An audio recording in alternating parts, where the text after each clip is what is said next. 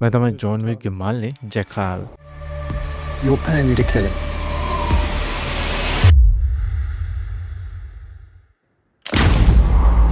I am not charging you for getting away.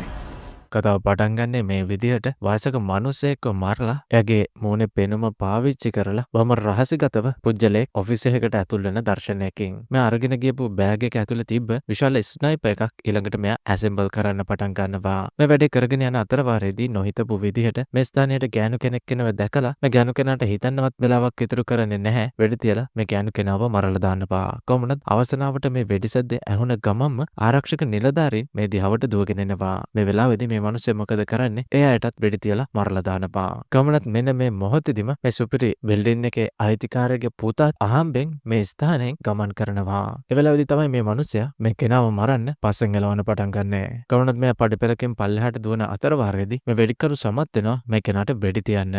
අවසානයේදී මෙයා roof top එක උඩට ගිහිල්ලා බලද්දී පල්ලෙහා පොලිස් කණ්ඩායම් ගණනාවක් දැනටමත් බිල්ඩින් එකට ළඟා වෙමින් ඉන්නවා කියලා දැක්ක ගමන්ම මම ශනිකව ස්මෝක් බෝම්බ් එකක් පල්ලෙහාට විසික් කරලා ඇතිවෙච්ච කලබලයත් එක්කම බොහොම සාමාන්‍ය විදියට මේ ගොඩනැගිල්ලෙන් පිටත් වෙලා තමන් රැඳිලා හිටපු හොටෙල් කාමරයට ළඟා වෙන්න සමත් වෙනවා. ඊළඟට මේ විදියට තමන්ගේ සැබෑ ස්වරූපයට එද්දි තමයි අපිට පැහැදිලිව මේ කෙනාගේ මූණ දකින්න පුළුවන් වෙන්නේ. මේ තමයි අපේ ටීවී සීරීස් එකේ ප්‍රධාන චරිතය වන ජැකාල්. ඉතින් යාළුවනේ මේ කලින් මේ වෙඩි කාපු කොල්ලගේ තාත්තා ඇවිල්ලා මේ රටේ බොහොම ප්‍රබල දේශපාලඥයෙක්ගේ පුතෙක්. තමන්ගේ පුතාගේ ජීවිතයට තර්ජනයක් එල්ල වෙලා කියලා දැනගත්ත ගමන්ම මේ දේශපාලුවා කෙලින්ම හොස්පිටල් එකට දුවගෙන එනවා. හැබැයි මේ වෙලාවේදී එයාගේ සැබෑ ඉලක්කය සඳහා සූදානම් වෙලා හිටපු ජැකාල් තමන්ගේ ස්නයිපර් අවිය සූදානම් කරගන්නවා. තව ටිකක් ගැඹුරින් බලද්දී තමයි අපිට තේරෙන්නේ මේ සියල්ලම ජැකාල්ගේ සැලසුමේම කොටසක් විදියට ක්‍රියාත්මක වෙච්ච දෙයක් කියලා. අතර මෙයාගේ ඉලක්කය වෙලා තිබ්බේ මේ දේශපාලඥයාගේ පුතා නෙවෙයි මේ දේශපාලඥයව මරලා දාන එක.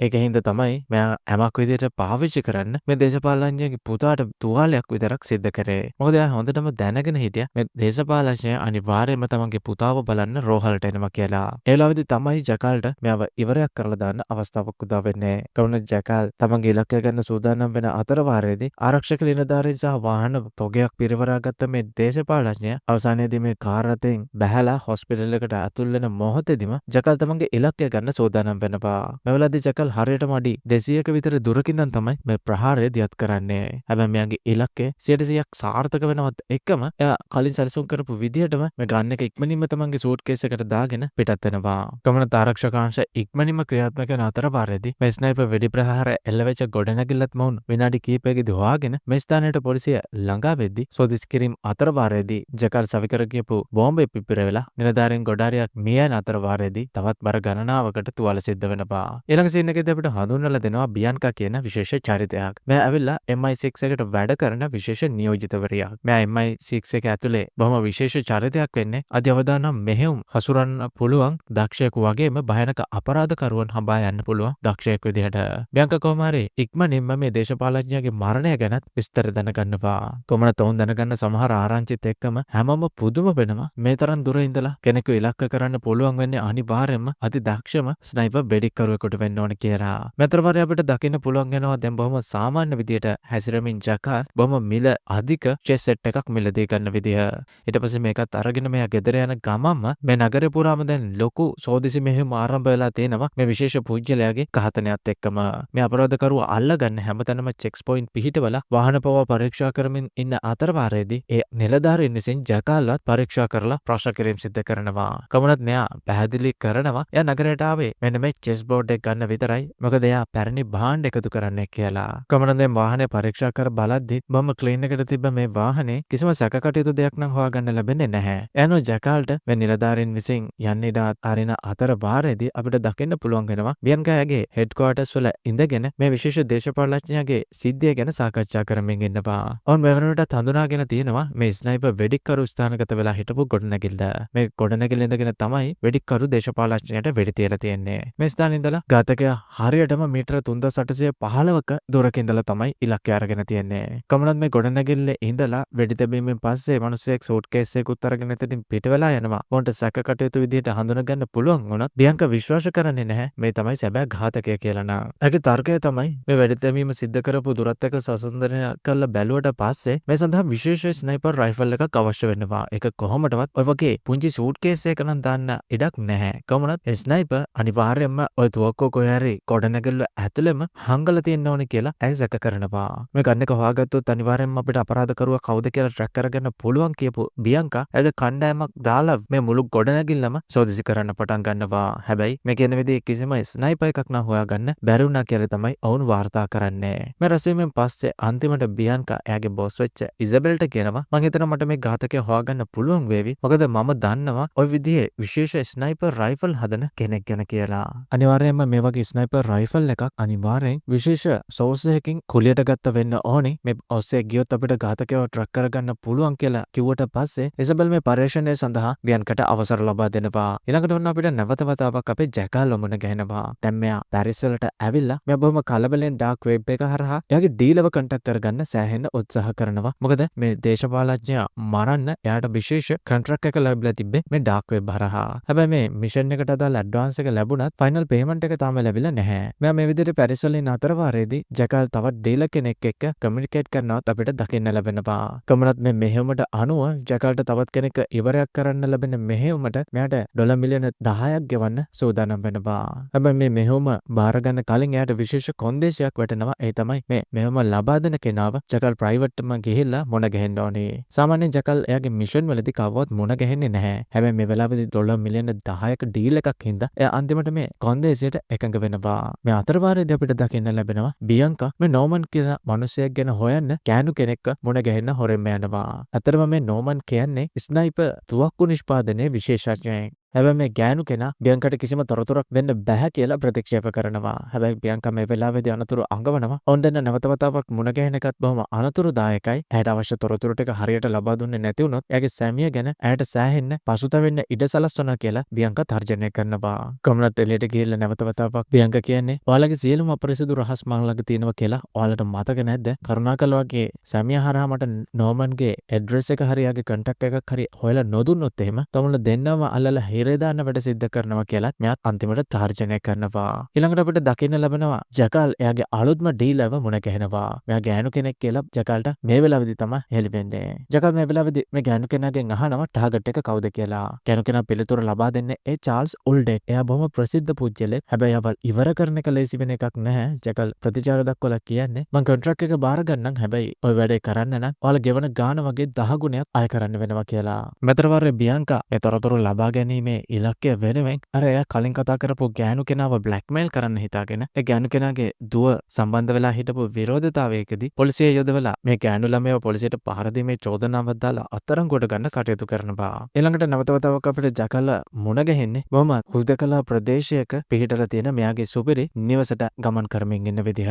සතපොම් ගණනාවකට කිසිම ගෙයක් දොරක් නැති මේ නිස්කලංක ප්‍රදේශයේ පිහිටලා තියෙන මෙයාගේ මේ සුපිරි නිවසේ එයාගේ බිරිඳ වෙච්ච නූරියත් ඉන්නවා. ඒ වගේමයි මෙයාගේ කාමරය ඇතුලේ තවත් එක විශේෂ රහසිගත කාමරයක් පිහිටලා තියෙනවා. මෙන්න මේ කාමරය ඇතුලේ තමයි මෙයාගේ රහසිගත මෙහෙයුම් සඳහා අවශ්‍ය සියලුම දේවල් කපඩා කරලා තියෙන්නේ. තමගේ සියලුම දේවල් බොහොම රහසිගත විදියට සංගවපු ජැකල් නැවත වතාවක් එයාගේ accounts check කරලා බැලුවත් අර දේශපාලුවගේ ඝාතනයට අදාළ ෆයිනල් පේමන්ට් එක ලැබිලා නැහැ කියලා ඔහු තහවුරු කරගන්නවා. මෙතරවාරේ බියන්කට දැන් ඔන්න ලොකු ප්‍රශ්නයක් ඇති වෙලා තියෙන්නේ. ඇය අර විදියට වෙනම ගේම් එකක් ගහලා අත්අඩංගුවට ගත්ත ගෑනු ළමයා පොලිස් සිරබාරින්දිදී දරුණු විදියට අසනීප වෙන්න පටන් ගන්නවා. කවුරුත් ඇයව රෝහල්ගත කරන්න කටයුතු සිද්ධ වුණත් ඒකෙන් වැඩක් වෙන්නේ නැහැ. ඇය රෝහල්ගත කරන අතරවාරයේදීම මිය ගිහිල්ලා. පවෙන්දා ඔන්න උදේ පාන්දරම බියන්කට විශේෂයෙන් ඇමතුමක් ලැබෙනවා. ඇය අර කලින් කතා කරපු ගෑනු කෙනා වෙච්ච ඇලිසන්ගෙන්. ඒ තමයි අර ගෑනු ළමයාගේ අම්මා. ඇලිසන් මොකක් කියන්න යනවද කියලා තේරුම් ගත්ත බියන්කා ඉක්මනින්ම එයාගෙන් අහනවා මොකද ඔයාට නෝමන්ගේ නම්බර් එහෙම හොයාගන්න ලැබුණද කියලා. හැබැයි ඇලිසන් මේකට උත්තර නොදී ඇය කියන්නේ මම දන්නවා ඔයා මාව බ්ලැක්මේල් කරන්න හිතාගෙන මගේ දුවව අත්අඩංගුවට අරගත්තා. අත්අඩංගුවේදී මගේ දුව මිය යෑමයි මේ සිද්ධිය අතර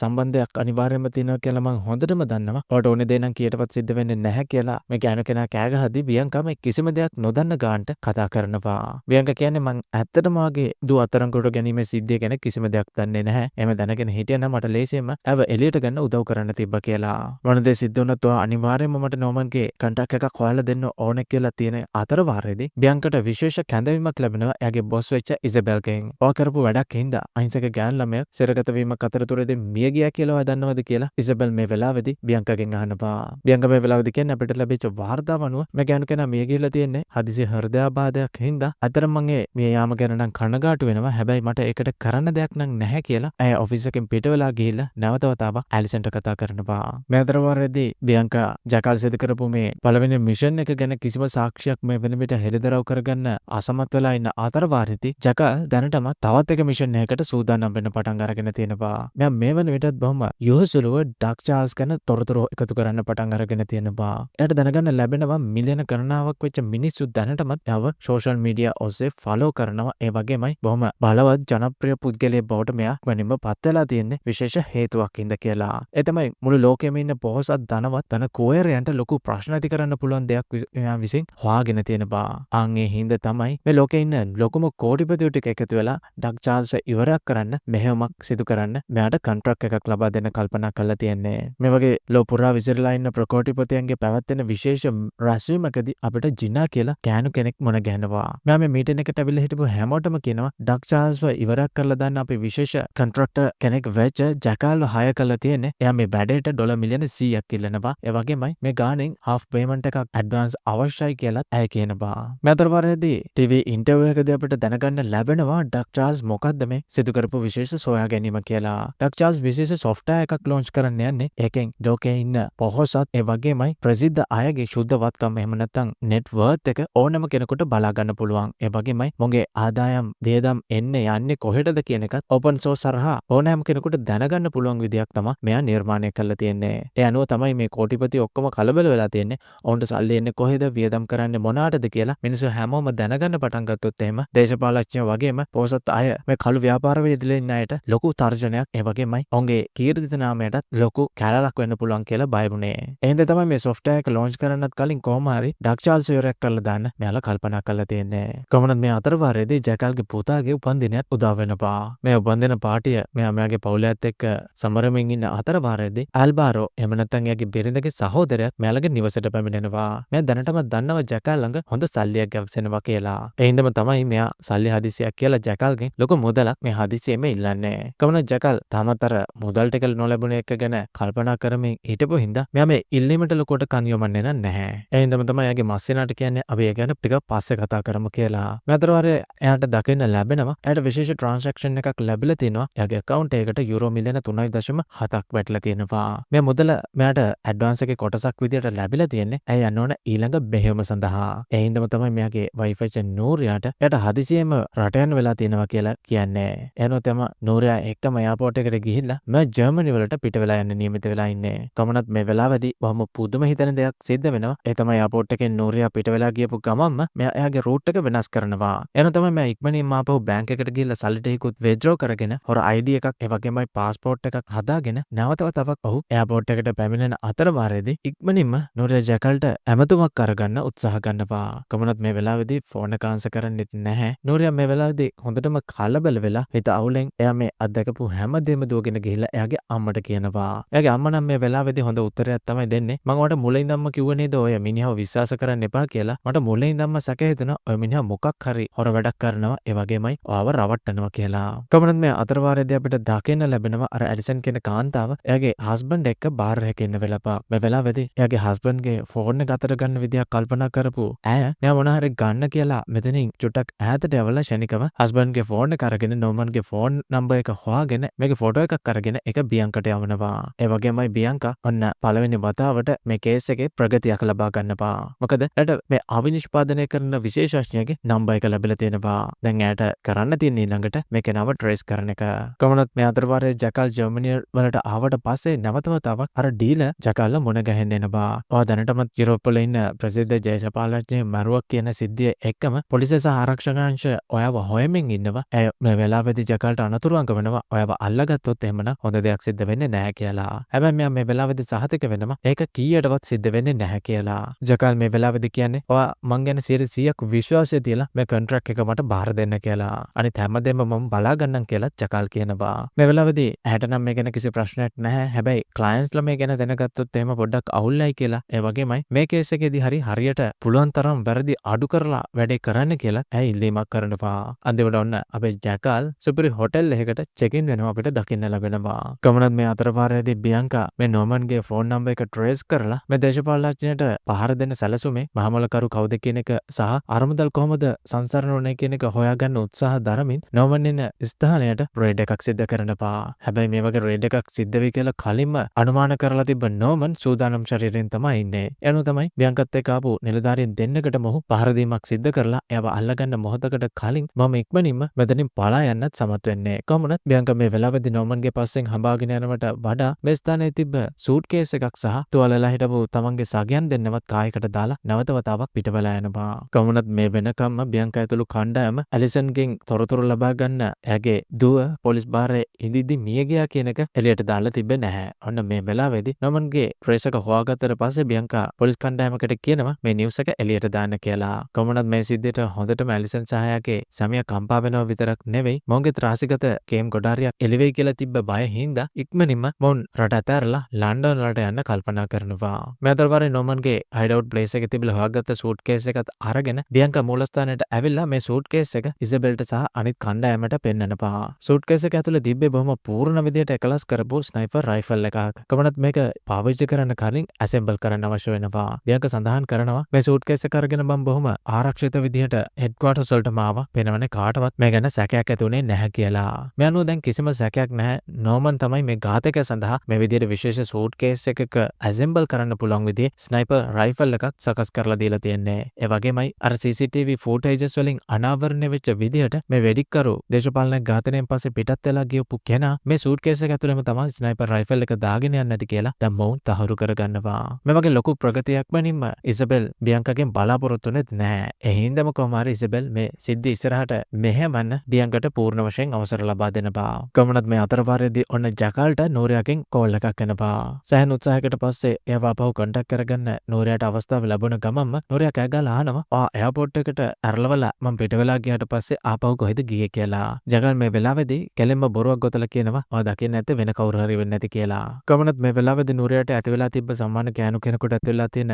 සැකේම හින්දා ජකල් එයාට චීට් කරලා වෙන ගෑනු කෙනෙක් ඉන්නවා කියලා සැකෙ හින්දිද්දි ජකල් මේක කල්පනා කරලා එයාගේ රූම් එක ඒ වගේමයි වොෂ්රූම් එක හැමතැනම වීඩියෝ කෝල් එකක් අරගෙන ඇයට පෙන්නනවා. ජකල් එක වෙන කවුරුත් මේ කාමරේ නැහැ කියලා තහවුරු කරගත්තට පස්සේ තමයි ඔන්න නෝරියා ටිකක් සංසුන් වෙලා කෝල් එක කට් කරන්නේ. කොහොමද කෝල් එක කට් කරන්න කලින් නෝරියා කියනවා ජකල්ට ඉක්මනින්ම ආපහු ගෙදර එන්න ඕන කියලා. මේ අතරපාරේදී තාමත් නෝරියාට පොඩි සැකයක් ජකල්ගේ නැති වෙලා තියෙන හින්දා තමයි එයාගේ මේ කාමරයට ගිහලා මෙයාගේ බඩු බාහිර ආදියත් මුලින්දම ආපහු පරීක්ෂා කරන්න පටන් අරගන්නේ. කොහොමද මේ පරීක්ෂා කිරීම අතරවාරයේදී ජකල්ගේ ඇය වැඩි නොයන ඔෆිස් රූම් එකට ගියාට පස්සේ එයාගේ ආයුධ වගේ විශේෂ දේවල් සංගවන රහසිගත කාමරයක් ඇයට හොයාගන්න ලැබෙනවා. මේ අතරවාරයේදී බියංකා නැවත වතාවක් ඇලිසන් මුණ ගැහෙන්න ඕන කියලා කතා කරනවා. පස්සේ කොමාරි මේ මුණ ගැහිමේදී ඇලිසන් නැවත වතාවක් අහනවා මම ඔයාලට අවශ්‍ය දේ දුන්නා. ඇයි ඒවා නැවත වතාවක් මාව හොයාගෙන ආවේ කියලා. මේ වෙලාවේදී බියංකා කියනවා අපි නොවන්ව අල්ලගන්න ගියා. හැබැයි එයා අන්තිම මොහොතේදී පැනලා ගියා. කොහොමද අපිට එයාගේ ෆෝන් එක හොයාගන්න ලැබුණා. මේ ෆෝන් එකේ තිබිලා ඔහුගේ හස්බන්ඩ් වෙච්ච ලැරිගෙන් ලැබිච්ච ඇමතුම් කිහිපයකුත් අපිට හොයාගන්න ලැබුණා. මේක ලොකු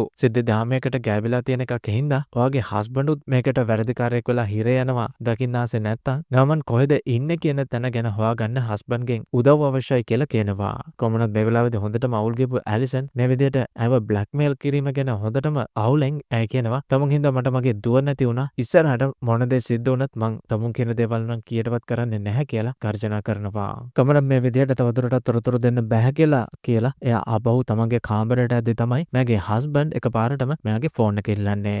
මේ වෙලාවේදී අහම්බෙන් වගේ ඇලිසන්ගේ ෆොටෝ එකක් දකිද්දි මෙයා තේරුම් ගන්නවා නෝමන් වෙච්ච තමන්ගේ සහෝදරයාගේ ෆෝන් නම්බර් එක පොලිසියට දීලා තියෙන්නේ වෙන කවුරුවත් නෙවෙයි තමන්ගේ බිරිඳ කියලා. මේක මෙයාව කොච්චර තරහ ගැස්සුවද කියනවා නම් මෙයා මේ වෙලාවේදීම ඇලිසන්ට මාරාන්තික විදියට පහර දෙන්න පටන් ගන්නවා. මෙයාගෙන් බේරෙන්න මෙයා කාමරයෙන් පැනලා යන්න උත්සාහ ගත්තත් ආපහු සැමියා විසින් කාමරයට ඇදගෙන ගිහිල්ලා වම සාහසික විදියට ඇලිසන්ව අන්තිමට මරලා දානවා. මේ අතරවාරේ බියංකා නැවත වතාවක් ඔෆිස් එකට ආවට පස්සේ මේ දකින්න ප්‍රගතියත් එක්ක මෙයා සඳහන් කරනවා නෝමන් දේශපාලනඥයා මරණ සිදුවීමට කලින් ජකල් කියන මිනිසෙක්ට කීපවතාවක් කතා කරලා තියෙනවා කියලා. එනවා මේ ජකල් කියන මිනිසයා ගැන තවදුරටත් තොරතුරු හොයාගන්න කියලා බියංකා තමගේ කණ්ඩායම දැනුවත් කරන අතරපාරේදී අපිට දකින්න ලැබෙනවා ජකල් තමයි රැඳිලා හිටපු මේ හෝටල් එකේ පාකින් ලොට් එකට ගිහිල්ලා මේ හිටපු ඩ්‍රයිවර් කෙනෙක්ව මරලා එයාගේ පෙනුමට මාරු වෙන විදිහ. ඊළඟට අපිට දකින්න ලැබෙනවා කලින් ජකල් විසින් ඝාතනය කරපු දේශපාලනඥයාගේ ෆියනරල් එක සිදු වෙන අවස්ථාව. කොහොමද මේ ස්ථානයේ කිසිම කෙනෙක් විශේෂයෙන් දුක් වෙන්නේ නැහැ. මොකද විශේෂයෙන්ම මෙයාගේ පවුලේ මේ දේශපාලනඥයාගේ ප්‍රකෝටිපති ධනය බෙදා ගන්න කෑදරකමින් තමයි පසු වෙන්නේ. එයාගේ බේරිඳ දුව ඒ වගේමයි පුතාත් බොහොම නිහඬව තමයි ෆියුනරල් එකට සහභාගී වෙලා ඉක්මනින්ම නැගි වරන ගමන් පිට වෙලා යන්න සූදානම් වෙන්නේ. හැබැයි කවුරුත් අපි දැනටම දන්නවා ජකාල් විසින් මේ දේශපාලනඥයාගේ පුතාගේ කකුලටත් වෙඩි තියලා තිබ්බා කියලා. ෆියුනරල් එකෙන් පස්සේ මේ මිනිස්සයා නැත්තම් දේශපාලනඥයාගේ පුතා එයාගේ බොඩිගාඩ් කෙනෙක් එක්ක තමන්ගේ කාර් රථයෙන් පිට වෙලා යන අතරවාරයේදී ඩ්‍රයිවර් විදියට වෙස්වලාගෙන හිටපු ජකාල් එක පාරටම ක්‍රියාත්මක වෙලා නොහිතපු විදියට මේ බොඩිගාඩ්ව මුලින් ඉවරයක් කළා දානවා. පුතා ඔයා මට බාර දුන්න මිෂන් එකට අදාළ සම්පූර්ණ මුදල ගෙවුවේ නැත්තේ ඇයි කියලා ජකාල් මාරාන්තික විදියට මේ කොල්ල දිහා බලද්දි තමයි වේදයටපත් වෙලා හිටපු මේ කොල්ලා ප්‍රතිචාර විදියට කියන්නේ මං අපේ තාත්තව මරන්න ඔයාලට සල්ලි දුන්න තමයි. හැබැයි තාත්තව මරන වෙනුවට තමයි මට තමයි වෙඩි තිබ්බේ. ඒ හින්දා තමයි ෆුල් පේමන්ට් එක නොකර කියලා මේ කොල්ලා කෑ ගහනපා. කොමුණත් මේ කොල්ලා ටික සටකපටි විදියට රහස්‍යම තමන්ගේ ඉයර්පීස් එක පාවිච්චි කළා තමන්ව පැහැර ගැනීමකට ලක් කළා තියෙනවා කියලා අනිත් බොඩිගාඩ්ස්ලාට දැනුම් දුන්න ගමන්ම ඔවුන් මේ වාහනේ පිටිපස්සෙන් හඹාගෙන එන්න පටන් ගන්නවා. බොහොම සූක්ෂම විදියට ක්‍රියාත්මක වෙච්ච ජකාල් ළඟ කිසිම සමාවක් නැති කෙනෙක් කියලා පෙන්වන ගමන් කෙලිම මේ කොල්ලට වෙඩි දීලා දානවා. ඒ වගේමයි මේ සියලුම සාක්ෂි ටික විනාශ කරලා දාන්න මේ කායක ඇතුළේම බෝම්බයක් හටවලා කාර් එකත් සම්පූර්ණයෙන්ම විනාශ කරලා දානවා. කමනත් මේ අතරපාරදී ජකාල්ගේ බේරිඳට එහෙම නැත්නම් නෝරියාට අනාවරණ වෙච්ච අලුත් සාක්ෂිත් එක්කම මේ ගැන වැඩිදුරටත් හොයලා බලන්න එයාගේ සහෝදරයටත් කතා කරනවා මෙයාලගේ නිවසට. කමනත් ජකාල්ගේ තවත් එක රහසිගත ලොක එකක් අරින්න මෙයාලා සෑහෙන උත්සාහ කරනවා මේක ඇතුළේ මොනවද සැඟවිලා තියෙන්නේ කියලා හොයාගන්න හිතාගෙන. කමනත් ඊළඟට සංගවල තිබ්බ සල්ලි තොගයකුත් මොන්ට හොයාගන්න ලැබෙනවා. හැබැයි තාමත් මෙයාලට මේ ලොක එක නම් කඩා ගන්න බැරි වෙලා තියෙනවා. මේ අතරපාරදී ඇල්වරෝ එහෙම නැත්නම් නෝරියාගේ සහෝදරයා ගෙදර සිටීම හොඳට පරීක්ෂා කර බලලා මේ නිවසේ තවත් එක රහසිගත කාමරයක් තියෙනවා කියලා අනාවරණය කරගන්නවා. කමනත් මෙයාලට අවසානයේදී සෑහෙන උත්සාහයකින් පස්සේ මේ කාමරේ බිත්තියක් කඩලා ඇතුළට ඇතුල් වෙන්න පුළුවන් වුණාට පස්සේ තවත් සල්ලි තොගයක් සහ ID පාස්පෝර්ට් වගේ දේවලුත් හොයාගන්න ලැබෙනවා. කමනත් මේ රහසිගත කාමරේ දොර ඇරෙද්දිම එයාගේ ෆෝන් එකට ඇලර්ට් එකක් එන්න සෙට් කරලා තිබ්බ ජකාල්ට හොඳටම තේරුම් ගන්න පුළුවන් වෙනා නූරියා සහ එයාගේ සහෝදරයෙක් තුලා තමයි තමන්ගේ රහස් කාමරයට ඇතුල් වෙලා ඇත කියලා. මේ දෙකන මොහොතක් කල්පනා කරමින් අවධානයෙන් මිදෙන අතරවාරයේදී ජකාල් ගිහිලා තවත් වෑන් එක පිටිපස්සේ වදිනවා. මේ ඇක්සිඩන්ට් එක ගොඩින් බහලා දාන්න ඕන කියලා කල්පනා කරපු ජැක් ඉක්මනින්ම සල්ලි වගේක් දීලා මේ මිනිහයාව පිටත් කරලා දාන්න හදද්දිම අවසානවට මේ ස්ථානයට පොලිස් කාර් එකක් ළඟ දාපෙනවා. ඒත් එක්කම ඇක්සිඩන්ට් කේස් එකක් හින්දා පොලිසිය මේ දෙන්නගෙම වාහන පොත්පත් ලියකියවිලි පරීක්ෂා කර පටන් ගන්නවා. ඒ වගේමයි ජැක් ගැන සැක හිතිච්ච මේ නිලධාරිනිය මේ වෙලාවේදී එයාගේ කායික පරීක්ෂා කරන්න අවශ්‍යයි කියලා කිව්වට පස්සේ වාහනේ චෙක් කරලා බලද්දි මේක ඇතුලේ සෑහෙන සල්ලි ගොඩක් සහ හොර පාස්පෝර්ට් වගේක් තියෙනවා හොයාගන්න ලැබෙනවා. ජැක් තව තවත් මේ සිද්ධියෙන් අපහසුතාවයට පත් වෙද්දී මේ වගේ කිසිම දෙයක් සිදු වෙයි කියලා අපේක්ෂා නොකරපු ජැක් ක්ෂණිකව ක්‍රියාත්මක වෙලා පොලිසියට වගේම මේ මිනිහයාටත් වෙඩි තියලා දානවා. අවසානයේදී බොහොම සූක්ෂම විදිහට පොලිස් නිලධාරිනිය සහ මේ වෑන් රථේ ඩ්‍රයිවර් අතර සිද්ධ වෙච්ච වෙඩි හුවමාරුවකින් දෙන්නම මිය ගියා කියලා ඇඟවෙන විදිහට මේ කේස් එක සකස් කරලා මෙයා පිට වෙලා යනවා. ජකාල් ඊළඟට එයාගේ බිරිඳ වෙච්ච නෝරියාට කෝල් එකක් දීලා කියනවා මම මේ දවස්වල බිස්නස් වැඩකට ආපහු පැරිස් වලට ඇවිල්ලා ඉන්නේ. පොඩි වෙලාවකට ඔයා එහෙට එන්න ඕනේ. මට ඔයාව මුණ ගැහිලා විශේෂ දෙයක් ඔයාට අනාවරණය කරලා පැහැදිලිව කරන්න ඕනේ කියලා. නෝරියා මේකට එකඟුණාට පස්සේ තවත් දවසකට පස්සේ එන නෝරියා වෙනුවෙන් ජකාල් හොටල් කාමරයකුත් වෙන් කරගන්නවා. කවන ටික වෙලාවකට පස්සේ නෝරියා මේ කාමරයට ළඟා වුණාට පස්සේ මෙච්චර ලොකු බොරුවක් ගොතපු එකට ජකාල්ට හොඳ කම්බල් පාරක් තමයි මුලින් කන්න සිද්ධ වෙන්නේ. කවනත් මේ බොරුව ලස්සනට හසුරපු ජකාල් නෝරියාට කියනවා අතරම මම රහස් ඒජන්ට් කෙනෙක්. මේ වගේ සීක්‍රට් මිෂන් අවසන් කරාම එයාට සෑහෙන මුදලක් හම්බ වෙනවා. හැබැයි මම කරන්නේ නරක දේවල් නෙවෙයි. මම රජය වෙනුවෙන් වැඩ කරන රහස් නියෝජිතයෙක් කියලා. හැබැයි මේ කිසිම මිෂන් එකක් හරි මගේ ඩෙන්ටිටි එක හරි හෙලි නොකරින්න ඕන හින්දා තමයි මේ සියලු දේම නූරියාගෙන් මේ වෙනකන් සංගවල තිබ්බේ කියලා ඔහු අනාවරණය කරනවා. ඒ වගේමයි ගෙදර කාටවත් තමන් රහස් නියෝජිතයෙක් කියන එක අනාවරණය කරන්න බෑ මේ ජොබ් එකේ හැටියට. ඒ හින්දාම තමයි මං බිස්නස් වැඩකට යනවා කියලා අන්තිමට මේ විදියට ජර්මනි වලට පිටත් වෙලා ගියේ කියලා ජකාල් කියනවා. ජකාල්ට තේරෙනවා එයාගේ ආදරයට නෝරියව නම ගන්න පුළුවන් වෙනවා කියලා. නෝරියා මං ඔයාව සහ මගේ පුතා වෙනුවෙන් ඉක්මනින්ම මේ රස්සාවෙන් ආසෙනවා මේ අන්තිම ජොබ් එකෙන් පස්සේ කියලා අන්තිමට ජකාල් කියන අතරවාරයේදී අපිට දකින්න ලැබෙනවා අර ගෑනු කෙනා ජකාල්ට මේ චාල්ස්ව මරලා දාන්න කුලියට ගත්ත ඇත්ත බොස්ව මුණ ගැහෙන විදිය. මේ විදිහට කට්ටියට ආරංචි වෙලා තියෙනවා ජකාල් විසින් කලින් ඝාතනය කරපු දේශපාලඥයාගේ පුතාවත් මරලා දාලා තියෙනවා කියලා. මේ වෙනකොට මේ සිද්ධිය සෑහෙන අවදානම් තත්ත්වයකට වැටලා තියෙන හින්දා සමහර විට ජකාල්ලා පොලිසියෙන් අස්ලා ගත්තොත් එහෙම ජකාල්ගෙන් ප්‍රශ්න කරද්දී ඔවුන් මේ ඩොක් චාල්ස්ව මරන්න දුන්නු කොන්ට්‍රැක්ට් එක හෙලි කරයි කියලා මොන්ට දැන් බයක් ඇති වෙලා තියෙනවා. ඒ අතරවාරයේදී බියන්කට හදිසියෙම ඇලිසන්ගෙන් මැසේජ් එකක් එනවා ඇව මුණ ගැහෙන්න ඕන කියලා. අතරම මේ මැසේජ් එක එවන්නේ වෙන කවුරුවත් නෙවෙයි ඇලිසන්ගේ හස්බන්ඩ් විසින්. කමන බියන්ක ඇලිසන් කියපු තැනට ගියාට පස්සේ තමයි එයාට තේරෙන්නේ මේ මැසේජ් එක කිව්වේ ඇලිසන් නෙවෙයි එයාගේ හස්බන්ඩ් කියලා. බියන්ක මේ වෙලාවේදී දකිනවා ලැරි අත පිහකුත් තියෙනවා කියලා. එයානෝ තමයි මෙයා ඉක්මනින්ම මොළස්ථානයට කතා කරලා ආසන්නයේ හිටපු ඒජන්ට් කෙනෙක් උදව්වට ගෙන ගන්න කටයුතු කරන්නේ. අන්තිමට කොමාරි මේ නිලධාරියා ලැරිගෙන් මාරාන්තික ප්‍රහාරයක් විකාරයකටත් මුහුණ දෙන්න සිද්ධ වෙනවා. කොහොමද ලැරිට දැන් හොඳටම පැහැදිලි බියංකා එයා ගැන සියලුම තොරතුරු දන්නවා කියලා. ඒ අනුව තමයි මෙයා මේ මොහොතේදී පැනලා යන්න උත්සාහ ගන්නේ. හැබැයි බියංකා අන්තිමට මෙයාව අල්ලගන්න සමත් වුණත් මිනිහා නැවත වතාවක් හැරිලා බියංකට පහර දෙන්න උත්සාහ ගනිද්දී තවත් නිලධාරීන් තොගයක් ඇවිල්ලා මෙයාව වට කරන්න කටයුතු සිද්ධ කරත් බියංකට මේ ප්‍රහාරයෙන් ගැලවෙන්න පුළුවන් වුණත් ලැරිටත් අවසානයේදී පලා යන්න අවස්ථාව උදා වෙනවා. හැබැයි බියංකා මේ සිද්ධියෙන් සෑහෙන අවුල් වෙනවා. මොකද ලැරි තමයි ඔවුන්ට නෝමන් වෙතට ආපහු යන්න අවස්ථාවක් උදා කරන්න පුළුවන් එකම කෙනා කියලා ඇය හොඳටම දැනගෙන හිටපු හින්දා. ඊළඟට පොලිස් කණ්ඩායමක් ලැරිව හොයාගෙන එයා රැඳිලා හිටපු හෝටල් කාමරයට ගිහලා බලද්දි තමයි මරලා දාපු ඇලිසන්වත් ඔවුන්ට හොයාගන්න ලැබෙන්නේ. අනේ ඊළඟ සීන් එකේදී අපිට හම්බ වෙනවා ජකල් ඊළඟ මිෂන් එකේ ටාගට් එක වෙච්ච ඩක් චාල්ස්ව. මේ වෙලාවේදී එයාගේ ප්‍රධාන ආරක්ෂක නිලධාරියාගෙන් විශේෂ අනතුරුවන් ගෙවීමක් ලැබෙනවා. එයාගේ ජීවිතයට දැන් තර්ජනයක් ඇති වෙලා තියෙනවා කියලා. එයා මේ වෙන විටත් යොදාගෙන තියෙන මේ මාසේ 28 වෙනිදා තියෙන ඇප් ලොන්ච් එක තියෙන ඉවෙන්ට් එකේදී කවුරු හරි මෙයාව මරන්න ඉඩ තියෙනවා කියලා තමයි ආරක්ෂක වංශ විසින් සැක කරන්නේ. හැබැයි ඩක් චාල්ස් තාමත් එයාගේ මූලික සැලසුම් වෙච්ච මේ 28 ලොන්ච් එකට සෝදානමින් ඒ වගේමයි මේක සිද්ධ කරන්න මදිෂ්ඨානින් තමයි ඉන්නේ. මේ අතර වාරේ අපිට දකින්න ලැබෙනවා ඩක් චාල්ස් මේ ඇප් එක ලොන්ච් කරන්න නියමිත වෙලා තිබ්බ විශේෂ හෝල් එකට මේ වෙන විටත් එයාගේ මිෂන් එකට පූර්ව සූදානම් සඳහා ජකල් පැමිණලා තියෙනවා කියලා. ඒ වගේමයි මේ ස්ථානයේ සියලුම තොරතුරු සහ විස්තර එකතු කරන්නත් ජකල් පටන් අරගෙන මේ ඉවෙන්ට් එකේ තියෙන වෙලාවේදී ඩක් චාල්ස් වෙඩි තියන්න හොඳ ලොකේෂන් එකක් හොයමින් ජකල් මේ කොන්සර්ට් හෝල් එකේ වහලට නැගලා හැම කෝණයකින්ම පින්තූර ලබා ගන්න පටන් ගන්නවා. මෙහා මේ වෙලාවේදී හම්බෙන් ලිසලා වැටෙන ගියත් යාන්තමට ආපහු වහලේ එල්ලිලා උඩට නගින්න ආපහු සමත් වෙනවා. ඊළඟට මෙයා පහලට බැහැලා ගියාට පස්සේ මෙතන වැඩ කරන රාස්මස් කියලා මනුස්ස එක්ක මුණ ගැහෙනවා. මෙයා මෙතන ක්ලීනර් කෙනෙක් විදිහට තමයි වැඩ කරන්නේ. ජකල්ට එකපාරටම තේරෙනවා මේ මිනිහා මේ මිෂන් එකට ගොඩාරියක් ප්‍රයෝජනවත් වේවි කියලා. ඒ ඉන්නුව තමයි ජකල් හැමීට මේ රාස්මස් එක්ක යාළු වෙන්න පටන් ගන්නෙ. ඉතින් මේ අතර පාරේදී බියංකා වැඩ ඇරලා ආපහු ගෙදර ආපු වෙලාවේදී එයා දකිනවා ලැරි දැනටමත් එයාගේ නිවසට ඇවිල්ලා තමන්ගේ දුවව ප්‍රාණ අපිට අරගෙන තිනවා කියලා. මේ වෙලාවේදී ලැරි තර්ජනය කළා කියන්නේ එයාගේ දුවගේ මරණයට වග කියන්න ඕන බියංකට පාඩමක් උගන්වන්න තමයි ඔහු ආවේ කියලා. හැබැයි ලැරි තව වචනයක් හරි කියන්න කලින් බියංකා කෙලින්ම ක්‍රියාත්මක වෙලා ලැරිගේ කකුලට වෙඩි තියලා එයාගේ දුවව බේර ගන්නවා. ලැරි වේදනාවෙන් කෑ ගහලා බිම් වැටලා ඉන්න වෙලාවේදී අහනවා දැන් හරි නෝමන් ගැන විස්තර ටික කිව්වොත් තමුන්ට ජීවිතය බේර ගන්න පුළුවන් වේවි කියලා. ඉතින් මෙතනින් පස්සේ ජකල්ගේ ඊළඟ මිෂන් එක කොයි විදියට සිද්ධ වෙවිද කියලා දැනගන්න නම් ඔයාලට ජකල් සීරීස් එකේ දෙවෙනි වීඩියෝ එකත් බලන්නම සිද්ධ වෙනවා. ඉතින් මේ වීඩියෝ එකත් වලින් අරගෙන එනකන් අදට ගිහලා එන හැමෝටම සුබ දවසක් කියලා ප්‍රාර්ථනා කරනවා.